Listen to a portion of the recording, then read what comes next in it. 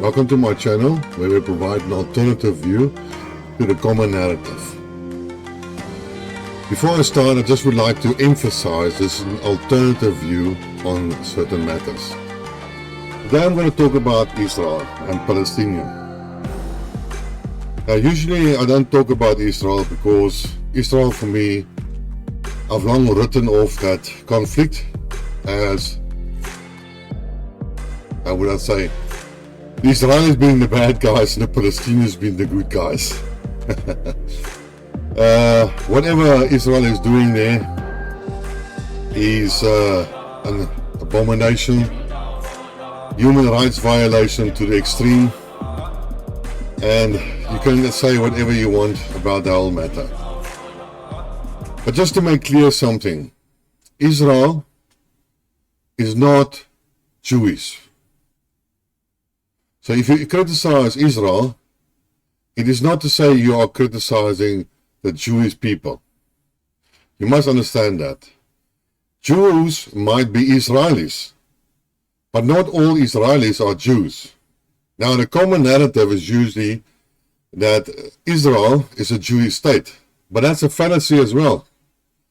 I just looked up the population of Israel. Now, Israel has made a census exercise. I think it was this year or last year.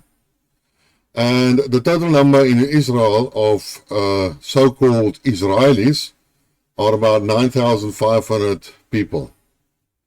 And of these 9.5 million people, 7,150,000 people are Jews. But the problem is that about 2 million of these Israelis are Arabs.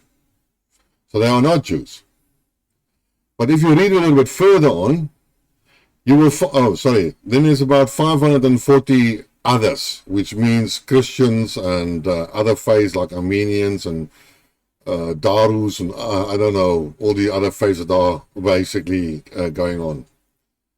So to sum it up, the Israelis claim, according to their own census, that there are 9.5 million people, of which 7.1 million people are Jewish, and more 2 million of them are Arabs, and about 500 of them are other faiths.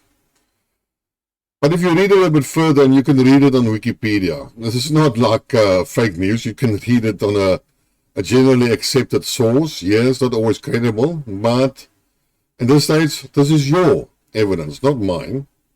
So this is the general narrative. The Wikipedia basically represents general narrative stories, which are accepted in the West. And that is that the Israelis only made a census according to certain borders. But they didn't include the Palestinians in Gaza, which are about 2 million. Then there are about 2.1 million Palestinians in the West Bank. And then about 40,000 in Gaza. Now these are not counted. So they, according to the census, they are not Israelis. But that's a fallacy. A big one. Because at the end of the day, what is the current problem? The problem is that the Palestinians want their own state. And the Israelis are refusing the dual state type of solution. So effectively, what they are saying is that they are being responsible for the Palestinians, and the Palestinians are still living in Israel as well. So for all practical purposes, they are Israelis. Now, you can argue with me about this, but I will take the example of South Africa. You know, before 1994, we had apartheid regime, where the whites were in control, the minority, and they were in control of all regions in South Africa. But in these regions of South Africa, we had about, I think, 7 Bantustan areas, which were allocated and which were considered the homelands of certain black tribes, if you want to call it. So the Zulus in Natal, the Xhosas in the Eastern Cape, and I think Matabeles there in Transvaal and so on. And in these enclaves or Bantustans, the black tribes were basically autonomous and they could do whatever they want. And as far as I understand, they were quite successful.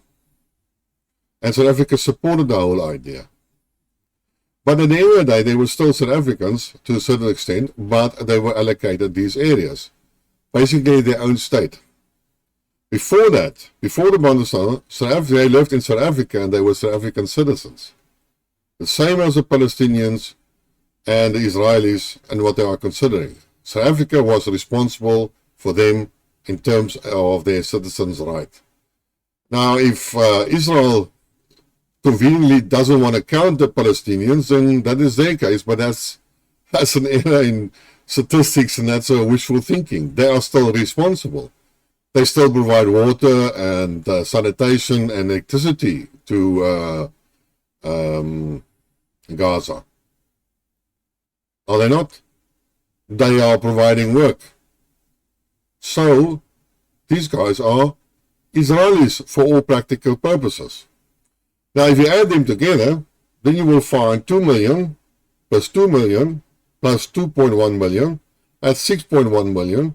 So 6.2 million Arabs plus another 500, so 6.7 million.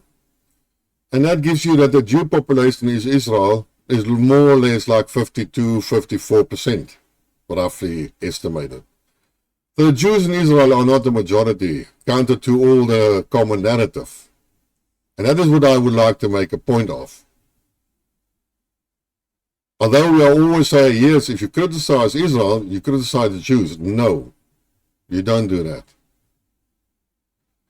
Israel was in any case a manufactured country which was established in 1948. And if you really think about history, yes, if you believe in Christianity and if you accept the Bible and so on, and the history of the Christianity, then there were some Jews in Palestine, at that state Palestine, Jerusalem. But after that, there were a lot of Christians that came there, and Jesus was there. And then we had all the Christian crusades that were executed there. It was part of the Christian influence sphere. And there were many wars with the Muslims. The Muslims conquered Jerusalem. So, in the majority, it's either Christians or Muslims, but it's not Jews. Now, you can also look down at the, I can't now tell you all the numbers, but there's a nice table on Wikipedia about the composition of these Jews. Where do they come from? And to my surprise, about 890,000 of them come from Russia. So they are imported Jews from Russia. I think from Germany it's about 160,000. And then all over, other European countries, Poland, the Balkan states, and there's still a lot of Jews actually living in America and still in Europe. And they stay there. They are not called Israelis. They are still called Jews. So criticizing Israel is not anti-Semitic.